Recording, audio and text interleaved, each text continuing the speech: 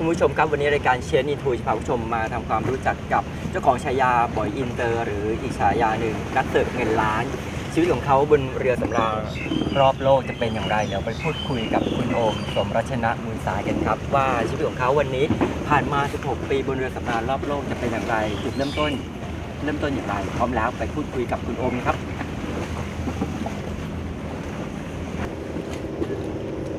สวัสดีครับคุณโอมครับสวัสดีครับคุณหนุ่มครับสวัสดีครับผู้ชมทางบ้านวันนี้เราได้มาพูดคุยกับฉายาเจ้าของบอยอินเตอร์นะครับเดี๋ยวก่อนที่เห็นบอกว่า16 ปีละที่ทำเป็นบอยอินเตอร์มาเนี่ยผมว่าจะก็อำลาวงการแต่ว่าเราขอย้อนกลับไปก่อนว่าที่มาที่ไปของการที่มาเป็นบอยอินเตอร์ได้แต่ว่าชีวิตของคุณโอมเป็นมาอย่างไรคือความเป็นมาของโอมนะครับชีวิตดังละครนะฮะอันที่จริงโอมเป็นคนเชียงรายโดยกำเนิดนะครับทั้งเกิดทั้งโตก็อยู่ที่ชนบทมากนะครับแล้วก็วันหนึ่งก็ได้มีโอกาสได้ไปใช้ชีวิตไปเดินทางไปรอบโลกกว่า100 กว่าประเทศนะครับที่มาที่ไปเป็นยังไงคือเรียนมาอีกอย่างจบอีกอย่างแล้วก็มาทำงานอีกอย่างมากมายตอนนั้นอยู่เชียงรายชีวิตเป็นยังไงบ้างจริงๆแล้วเป็นครอบครัวยังไงที่บ้านเป็นคนมีฐานะมากนะครับวงเล็บนะครับยากจนนะฮะ ยากจนมากนะครับก็ทำงานช่วยตัวเองมาตลอดแล้วก็เรียนด้วยทำงานด้วยขายของอะไรช่วงไหนเข้ามากรุงเทพหลังจากเรียนจบม.6 แล้วก็เสือผืนหมอนใบตรงมาเรียนที่มหาวิทยาลัยเปิดรามคำแหงตอนนั้นคิดอะไรอยู่ว่าก็คือผมคิดว่าการทำงานเราไม่ว่าจะทำงานอาชีพอะไรก็ได้ขอให้เป็นงานที่สุจริตแล้วก็เลี้ยงครอบครัวเลี้ยงตัวเองได้นั่นคือเป้าหมายแรกในการที่มุ่งหน้ามาเรียนแล้วก็ทำงานที่รามคำแหงพอเข้ามาที่รามเรียนเรื่องเรียนคณะอะไรครับใจจริงอยากจะทำงานราชการตอนสมัยก่อนย้อนไปเมื่อ20 ปีที่แล้วนะครับอยากทำงานราชการก็เรียนคณะรัฐศาสตร์ก็เลยตั้งใจเรียนจนจบและโชคดีครับผมได้รับทุนอันเป็นเกียรติยิ่งทุนเฉลิมพระเกียรติของสมเด็จพระเทพรัตนราชสุดานะครับสยามบรมราชกุมารีซึ่งเป็นทุนที่เป็นเกียรติมากแล้วก็เรียนฟรีนะครับเรียนให้จบภายใน3 ปีอันที่จริง2 ปีครึ่งแต่ว่าวิชาสุดท้ายติดก็เลยต้องมาเป็น3 ปีตอนนั้นคุณพ่อเสียด้วยครับแต่เราเห็นบอกว่าระหว่างเรียนก็คุณโอก็ต้องแบบทำงานพิเศษด้วยคือต้องทำงานตลอดพอมาถึงกรุงเทพปุ๊บเริ่มทำงานที่เป็นบ่อยเลยครับเพราะว่าจะได้มีทิปมีกับข้าว2 มื้อทำงานโรงแรมตอนนั้นทำไมถึงเลือกที่ไปทำงานเป็นบ่อยโรงแรมเพราะว่า1เราจะได้มีเงินในการส่งตัวเองเรียนก็คือทำงานโรงแรมก็จะมีกับข้าว2 มื้อใช่ไหมฮะแล้วก็มีทิปแต่ละวันเพราะเราทำงานเสิร์ฟอยู่ด้านหน้าก็หาประสบการณ์ตรงนั้นก็คือเพื่อที่จะซัพพอร์ตในการเป็นทุนไปเรียนมหาวิทยาลัยให้จบนะครับก็เรียนด้วยทำงานด้วยแล้วก็ใช้ชีวิตอยู่หน้ารามใช้ชีวิตให้เหมือนนักศึกษามากที่สุดเข้าชมรมอะไรต่างๆร่วมกิจกรรมแล้วก็ไปฟังเลคเชอร์บ่อยครั้งบางทีถ้าหากว่าทำงานรอบดึกไปไม่ไหวตื่นไม่ทันก็ให้เพื่อนไปเอาข้อมูลแต่ระหว่างเรียนคุณโอมมีความฝันยังไงบ้างคือความฝันของโอมนะครับเป็นโอมเป็นหนุ่มช่างฝันมากนะฮะรางวัลเด็กคนช่างฝันเยอะมากฝันอยากเป็นนั่นนี่โน่นแต่สุดท้ายก็คือพอเรียนจบปุ๊บก็อยากจะสอบราชการพอไปสอบคนก็สอบเยอะก็เลยได้ประสบการณ์จากการทำงานโรงแรมอยู่แล้วตอนนั้นทำงานโรงแรมประมาณ2 ปีกว่าเกือบ3 ปีจนจบตั้งแต่มากรุงเทพก็เรียนจนจบ3 ปีก็เลยเห็นมีเขารับสมัครเป็นลูกเรือไปทำงานเรือสำราญที่ต่างประเทศย้อนไปเมื่อ 16-17 ปีที่แล้วเป็นอะไรที่ข้อมูลไม่เป๊ะหลายคนไม่รู้อะไรเลยแม้แต่ตัวเองว่าจะโดนหลอกหรือเปล่าหรือว่าไปทำงานเรือไปจับปลาหรือเปล่าอะไรอย่างเงี้ยฮะซึ่งแล้วตอนนั้นเราคิดอะไรอยู่คำถามเยอะมากก็คิดว่าจะมั่นคงกับชีวิตหรือยังไงไหมอะไรอย่างเงี้ยจริงๆแล้วตอนนั้นอย่างที่เรียนให้ทราบคือเรามีเป้าหมายว่าเราต้องสร้างฐานะตัวเองสร้างช่วยครอบครัวก็เลยเห็นเขาบอกว่ามีทำงานเรือสำราญมีรายได้ที่ดีนะแล้วก็มีโอกาสได้ท่องเที่ยวด้วยท่องเที่ยวตามเส้นทางที่เรือไปก็เลยเลือกตรงนี้ครับผมไม่ได้คิดว่าจะต้องทำให้มั่นคงไหมอะไรไหมก็คือ1เป็นโอกาสเปิดโอกาสสำคัญมากนะครับถ้าว่าเรามีโอกาสเราก็ใช้โอกาสตรงนั้นพอเรียนจบปุ๊บได้ใบปริญญามาก่อนเรียบร้อยก็ไปสมัครไปทำงานเรือที่ต่างประเทศเขาก็รับแล้วก็ไปเลยสมัครอยู่นานไหมตอนระหว่างที่ทำเรื่องอยู่อะไม่ได้นานเลยครับไม่ได้นานเลยก็คือช่วงนั้นเขาต้องการบุคลากรจากซึ่งมีมากกว่า60 ประเทศทั่วโลกนะครับเราก็เป็นหนึ่งในประเทศไทยที่เป็นลูกเรือไปก็ติดป้ายชื่อไทยแลนด์ไปก็ไปในฐานะของตัวแทนคนไทยที่ไปเป็นลูกเรือที่โน่นก็สมัครก็ประมาณไม่กี่เดือนก็ได้เรียกไปแล้วก็สอบผ่านทุกขั้นตอนตรวจร่างกายทุกอย่าง มีคนไทยยังไงบ้าง คนไทยในช่วงแรกๆจะมีไม่เยอะนะครับ ตอนนี้ก็เริ่มมีเยอะขึ้นหลายหมื่นคนนะฮะไม่ต่ำกว่า 2-3 หมื่นคน แต่ว่าก็ต้องผ่านการคัดสอบคัดสรร ครับ ทดสอบเรียบร้อยนะครับให้ได้มาตรฐานของการเป็นลูกเรือระดับโลกนะฮะ ก้าวแรกที่สมัครแล้วได้ไปทำจริงๆแล้วก้าวแรกที่ลงไปบนเรือสำราญรู้สึกยังไงบ้าง มันเป็นอะไรที่ใหม่มากนะครับเหมือนกับว่าเราไปอยู่ในยานหนึ่งไปอยู่อีกโลกหนึ่งแล้วเรือนี้ก็จะเดินทางไปเรื่อยๆมันไม่ได้เหมือนกับทำงานโรงแรมที่แบบวันนี้คือโรงแรมอยู่ที่เดิมตลอด แต่ว่าเรือนี่คือวันนี้อยู่อีกประเทศหนึ่งพรุ่งนี้อยู่ประเทศหนึ่งเมื่อเรือนอยู่อีกประเทศหนึ่งนะฮะอย่างแถวยุโรปแถวอะไรนี่เป็นอะไรที่แบบคือชอบมากมันเป็นการเขาเรียกว่าเป็นความตื่นเต้นท้าทายเหมือนกับว่าเราไปมหาวิทยาลัยแห่งหนึ่งที่ไปเรียนรู้การใช้ชีวิตร่วมกับพนักงาน 60 กว่าประเทศรอบโลกนะฮะสูงต่ำดำขาวหลากเชื้อชาติศาสนาภาษาวัฒนธรรม แต่ว่าต้องใช้ภาษาอังกฤษในการสื่อสารทำงานนะครับ เห็นบอกว่าตอนระหว่างที่เรียนที่รามก็คือเข้าชมรมภาษาอังกฤษ ก็มีเข้าชมรมทุกชมรมเท่าที่จะไปได้นะฮะชมรมภาษาอังกฤษชมรมกิจกรรมอะไรต่อไม่อะไรต่างๆ เพื่อให้ได้ประสบการณ์แล้วก็ได้ตรงนั้นเหมือนอย่างที่ผมเรียนให้ทราบว่าเวลาเรียนเราก็เรียนเต็มที่ตั้งใจเต็มที่ทำหน้าที่ของตัวเองให้ดีที่สุดในช่วงหนึ่งในช่วงที่เรารับผิดชอบตรงนั้น พอเราเข้ากิจกรรมอะไรปุ๊บเราก็ถือว่าเป็นประสบการณ์ในการที่จะต่อยอดในการที่จะดำเนินชีวิตต่อไปหลังจากเรียนจบแล้วไม่ใช่เรียนแต่ตำราอย่างเดียวนะ ไปปรับตัวเยอะไหม การปรับตัว ทำงาน เยอะครับผมเยอะมากเพราะว่าไม่ว่าจะเป็นเรื่องของภาษาเรื่องการสื่อสารอะไรต่างๆคนไทยพูดภาษาอังกฤษก็สำเนียงอีกแบบหนึ่ง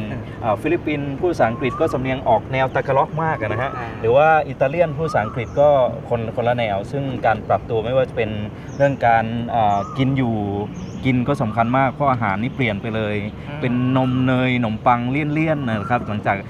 จากก่อนหน้านั้นเราเคยกินอาหารอันแซ่บๆอย่างอาหารไทยของเรานะครับเพราะฉะนั้นคือเราต้องยอมรับว่าเราพร้อมที่จะปรับเปลี่ยน change into อะไรเพื่อสิ่งที่เราเหมือนกับว่ามนุษย์หรือว่าสัตว์ทุกคนต้องปรับเปลี่ยนเพื่อการดำเนินชีวิตและการอยู่รอดอยู่แล้วนะครับแล้วแต่ว่าใครจะใช้เวลามากน้อยแค่ไหนตอนที่ไปเนี่ยมันตื่นใจยังไงบ้างโอ้ต้อง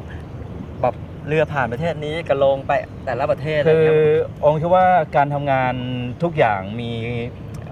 อย่างที่องค์ทำงานตรงนี้นะครับมันเป็นจุดเด่นตรงที่ว่าเรามีโอกาสได้ไปเที่ยวด้วยเรือสำราญอมไปลงเรือครั้งแรกที่แวนคูเวอร์ซึ่งอยู่ติดกับช้อปปิ้งมอลล์จำไม่ได้ว่าชื่ออะไรก็คือเดินจากช้อปปิ้งมอลล์แล้วก็จะเป็นเหมือนงวงช้างต่อเข้าไปที่เรือจะใหญ่มากเรือใหญ่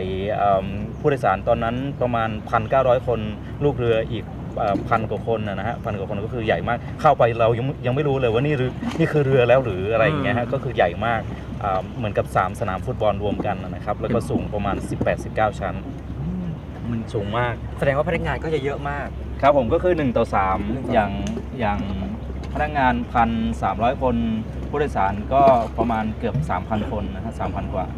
นะครับ1 ต่อ 3แล้วเป็นไงบ้างกับเราต้องทำงานกี่โมงถึงกี่โมงการทำงานช่วงเวลานี่คือเอาง่ายๆว่ากฎหมายของเขานี่คุณสามารถที่จะทำงานได้ไม่เกินวันละ13 ชั่วโมงบางวันอาจจะ9 ชั่วโมง10 ชั่วโมง11 12คือในระหว่างไม่เกิน13 ชั่วโมงมันก็แล้วแต่บริษัทอีกทีอย่างบริษัทของอมที่อมทำนี่ก็ประมาณวันละ10 ชั่วโมงถึง13 ชั่วโมงบางวันอาจจะมากกว่าน้อยกว่าประมาณนั้นครับผมก็คือแล้วแต่เหมือนกับช่วงเพราะว่าอมไปในฐานะของมือเสิร์ฟคือเป็นเด็กเสิร์ฟนะฮะก็จะเป็นช่วงเสิร์ฟเบรคฟาสต์บ้างลันช์แล้วก็ทีไทม์แล้วก็ดินเนอร์คือดินเนอร์นี่ตอนกลางคืนเราต้องเสิร์ฟทุกวันอยู่แล้วเพราะว่าผู้โดยสารต้องมาทานอาหารทุกเย็นนะครับมันแล้วอย่างนี้เราเรียกว่าไงครับช่วงพักผ่อนเราก็จะเหมือนกันไหมต้องเข้าเวรเหมือนในเมืองไทยก็เหมือนกันครับผมเป็นกะบางทีเราก็อยู่รอบดึกบางทีก็ทำงานเป็นแล้วแต่ช่วงเวลาที่หัวหน้ากำหนดนะฮะก็ยิ่งกว่ามนุษย์เงินเดือนนี่นะครับก็ต้องตั้งนาฬิกาปลุกตลอดเสียงนาฬิกาคือเสียงที่ทรมานมากนะครับนอกจากเสียงคลื่นกระทบแล้วนะฮะไม่ใช่คลื่นกระทบอันแบบไปพักผ่อนนะฮะกระทบตัวเรือนะครับก็เพราะว่าลูกเรือต้องนอนอยู่ใต้ท้องเรือเราจะได้ยินเสียงคลื่นเวลาเซหรือว่าคลื่นใต้น้ำมันจะแรงมากนะครับบางทีกระทบมาปุ๊บนี่แบบเหมือนกับตั้งก็คือต้องปรับตัวให้ได้มากที่สุดบางทีก็คือด้วยความที่เหนื่อยจัด ก็นอนได้อะครับก็นอนได้กับห้องเล็กๆแคบๆเหมือนแคปซูลเหมือนกับไปญี่ปุ่นที่แบบต้องนอนห้องแคปซูลอะไรประมาณนั้น แล้วแบบมันคิดถึงบ้านบ้างไหมแรกๆไป ความคิดถึงบ้านนี่บางคนไป2 วันลาออกกลับมามาบ้านเมืองไทยเลยก็มีคิดถึงครับแต่ว่าโอมก็มีเป้าหมายว่าเราต้องทำให้ได้ ครับ เป้าหมายคือชัยชนะว่าเราต้องสู้กับตัวเองก่อน แล้วค่อยไปต่อสู้อย่างอื่น คือ ครับ ใจนี่สำคัญมาก ถ้าใจเราสู้อะไรก็สู้ใจเราไม่ได้ ถามว่าท้อไหมคิดถึงบ้านไหมแน่นอนที่สุดครับบางคนเพื่อนเพิ่ง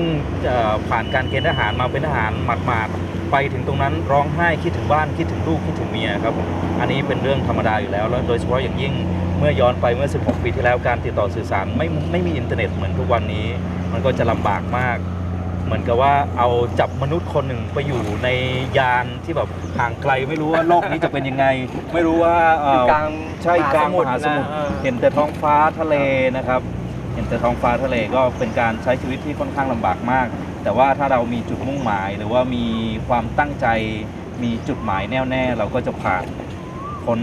ตรงนั้นไปได้ แต่อย่าง นะครับ คิดถึงคุณแม่อะไรเงี้ยทำไง โอมช่วงนั้นโอมจะเขียนจดหมายตลอด เหรอ จะเขียนจดหมายตลอด คือการเขียนจดหมายเป็นการสื่อสารที่คลาสสิกโรแมนติกบ้าง เพราะว่าไม่มีอินเทอร์เน็ตในสมัยก่อน และโทรศัพท์ก็ไม่มีเมื่อก่อนโทรศัพท์บนเรือไม่มีนะฮะคือต้องรอให้ถึงฝั่งถึงจะโทรที แล้วเวลาถึงฝั่งปุ๊บลูกเรือแต่ละประเทศก็ต้องการโทรหาครอบครัวทั้งนั้นก็จะรอคิวต่อแถวกันยาวมาก เขียนจดหมายประมาณ1 เดือนนะครับกว่าจะมาถึง20 กว่าวันมาถึงเมืองไทย แล้วก็คุณแม่ตอบกลับไปคุณแม่ก็ตอบตลอดนะฮะโอมเก็บจดหมายไว้ทุกฉบับจนเอามาตีพิมพ์หนังสือ Pocket Book เล่มที่ 2 ก็เก็บไว้ก็คือมีการติดต่อสื่อสารโต้ตอบกันมากันไปอย่างเงี้ยแม่ก็จะตอบเขียนตอบตลอดพี่สาวก็จะส่งให้อะครับ ถ้าพูดถึงคุณโอมไปทำงานแบบเนี้ยกี่ทวีปนะ จริงๆโอมไป7 ทวีป 7 โลกนี้มี7 ทวีปไปมาแล้วครบทุกทวีปนะครับ ถ้ารวมประเทศแล้วเป็นร้อยเท่าไหร่อ่ะ มากกว่า100 ประเทศแล้วนะครับ คือจริง ๆ แล้วมากกว่า100 ประเทศ แต่ว่า สูงมากนะ แต่ละประเทศก็มีหลายเมือง อย่างเช่นของสหรัฐก็มีทั้งซานฟราน ใช่ LA มีทั้งนิวยอร์กอะไรหลายๆท่าเรือที่เรือสามารถเข้าถึงได้นะครับ ทุกประเทศที่เรือเข้าถึงและเรือมีเส้นทางไปจอดโอมไปตรงนั้นนะครับผมเป็นโอกาสที่ไป ก็จะเป็นโอกาสที่ดีสำหรับคนที่แบบอยากเป็นแบบคุณโอมเนี่ย สำหรับคนที่ไฟแรง ไฟแรง แล้วก็ชอบการท่องเที่ยวแล้วก็ต้องมีคุณสมบัติสมบุกสมบันสู้งานสู้แล้วไม่ท้อด้วยนะครับบางคนอย่างที่บอกไปแล้วแบบคือคาดหวังจินตนาการไว้สูงมากว่าต้องเป็นงานที่หรูเลิศคือแบบไปเที่ยวได้ตลอดอะไรยังไงต่างๆ แต่เขาลืมนึกไปว่าการทำงานจะต้องแบบมีองค์ประกอบหลายอย่าง อย่างเช่นเรือทำงานเรือมันก็จะเมาคลื่นการทำงานที่หนักแล้วก็เจอความกดดันจากหัวหน้าลูกน้องเพื่อนร่วมงานที่มาจากต่างชาติต่างภาษานะครับ แต่ว่าสิ่งที่คุณโอมไปเนี่ยก็ได้ออกมาเป็นหนังสือหลายๆ ครับ เล่ ผม ม แล้ว ก็มีโอกาสเขียนหนังสือนะครับ ครับ เรียกได้ว่าโอกาสสำคัญมากก็เลยออกเล่มนี้เป็นเล่มแรกนะครับ ซึ่งเป็นอีกหนึ่งความภาคภูมิใจเป็นคนไทยคนแรกเลยที่เขียนแชร์ประสบการณ์เกี่ยวกับการทำงานเรือสำราญปกติก็จะเห็นแต่แอร์สจวตใช่ไหมฮะ อันนี้คือเล่มแรกที่พิมพ์สัมผัสด้วยตัวเองนะครับพิมพ์สัมผัสด้วยตัวเองแล้วก็สำนักพิมพ์ก็มาตีพิมพ์เสิร์ฟสำราญสวรรค์บนเรือ เป็นการถ่ายทอดประสบการณ์การทำงาน How to อีกเล่มหนึ่งที่ได้รับการตอบรับดีมากนะครับเพราะว่าหลายคนพอหนังสือเล่มนี้ออกปุ๊บคนเริ่มสนใจละนอกจากงานเรือสจวตใช่งานแอร์สจวตอะไรต่างๆ ก็มีงานเรือสำราญด้วยเหรอที่มีโอกาสได้ไปเห็นต่างประเทศหลายที่นอกจากการทำงานเฉพาะในโรงแรมที่เมืองไทยหรือว่าโรงแรมที่ต่างประเทศนะครับก็เลยแชร์ประสบการณ์ตรงนี้เป็น How to อีกเล่มที่น่าสนใจมากหายากมากกลายเป็นวัตถุโบราณไปแล้วนะครับแล้วก็หลังจากนั้น 2 ปีต่อมานะครับช่วงกลับมาภาคร้อนองค์ก็มาเปิดเล่มนี้อีกมา To be continue นะครับบ่อยอินเตอร์เมาส์เรือสำราญนะครับลอยล่องท่องนาวาทั่วยุโรปอเมริกาไปกับเด็กคือเด็กเสิร์ฟนะครับเด็กไม่แก่อาชีพนี้จะไม่แก่ครับก็เลยเลือกทำสังเกตเห็นว่านี่คือเรือแล้วก็นี่คือคนนะครับ อันนี้กี่ชั้น 10 อันนี้ 19 ชั้นครับผมลำนี้ 19 ชั้นผมไปเปิดเรือให้บริษัทที่ทำมา 5 ลำแล้วนะครับเปิด3ลำที่อิตาลีแล้วก็1ลำที่ญี่ปุ่นอีก1ลำที่ฝรั่งเศสนะครับก็คือเป็นรุ่นเปิดผ่านไป2 ปีไม่รู้เป็นอะไรก็คือก็จะมีสารต่อมาเรื่อยอันนี้คือเล่มที่3นะครับโหดมัน5ภาษาลูกเรือสำราญโดยประสบการณ์ตอนนี้ทำมามากกว่า10 กว่าปีแล้วก็เลยแชร์ประสบการณ์เข้มข้นมันกว่าเดิมทุกเรื่องราวต่างๆบนเรือ based on true story ด้วยเป็นเรื่องจริงแล้วก็เราต้องการให้คนที่ น้องๆหลายคนมีคำถามทุกอย่างพี่โอมก็เอามารวบรวมเป็นเล่มที่ 2 ก็จะเป็นการใช้ชีวิตมากขึ้นนะฮะมีเขียนจดหมายอะไรเล่มที่ 3 เล่มล่าสุดอันนี้คือเรือผ่านที่ซิดนีย์นะครับบางทีก็ค้างคืนที่นั่นมีหลายบริษัทเลยนะครับก็ไปเที่ยวนี่คือบรรยากาศในเรือนะครับซึ่งสามารถจะเข้าดูได้เหมือนกับโรงแรมเคลื่อนที่เขาเรียกรีสอร์ทเคลื่อนที่นะครับ floating resort ก็ไปทุกทวีปเลย7ทวีปทุกประเทศที่มีท่าเรือจอดมีเข้ามาจอดที่เมืองไทยด้วยนะครับอย่างเช่นเกาะสมุยไม่มีท่าเรือน้ำลึกแต่ว่าถ้ามาจอดที่แหลมฉบังก็จะมีท่าเรือน้ำลึกก็เข้ามาจอดครับผมไปหลายๆประเทศที่ในฝันหรือว่าสถานที่อย่างกรุงโรมหอเอ็นปิซ่าหรือว่าโมนาโกไปดูการแข่งรถช่วงนั้นแข่งรถเลยหรือไม่ก็ไปช่วงเทศกาลคาน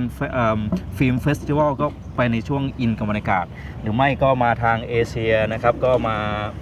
หลายๆประเทศฮ่องกงญี่ปุ่นเข้าถึงวัฒนธรรมคือท่องเที่ยวเข้าถึงวิถีแล้วก็การใช้ชีวิตอันนี้จริงนี่ลูกเรือป่ะอันนี้คือลูกเรือนะครับเป็นภาพที่แบบอันนี้คือชุดทำงานคือนี่ไปทั้งในวันฟอร์มอลไนท์ ต้องไปทั้งหมดนี้เลยใช่ไหมครับผมลูกเรือทั้งหมดอันนี้เป็นลำใหญ่นะครับผู้โดยสาร 3,600 คนลูกเรือลำนี้มี 1,200 กว่าคนนะครับก็เลยเป็นภาพบรรยากาศที่ถ่ายบนอันนี้เป็นดาดฟ้านะฮะเป็นดาดฟ้าจะสังเกตเห็นว่าอันนี้สระน้ำแล้วก็ขึ้นไปตรงนี้อีกก็เป็นอีกชั้นหนึ่งห้องวิ่งตอนเช้ามาจะเห็นบรรยากาศซันเซ็ตซันไรส์สวยงามมากนะครับตอนเช้าซันไรส์นะครับก็บรรยากาศคือเห็นท้องฟ้าทะเลสายลม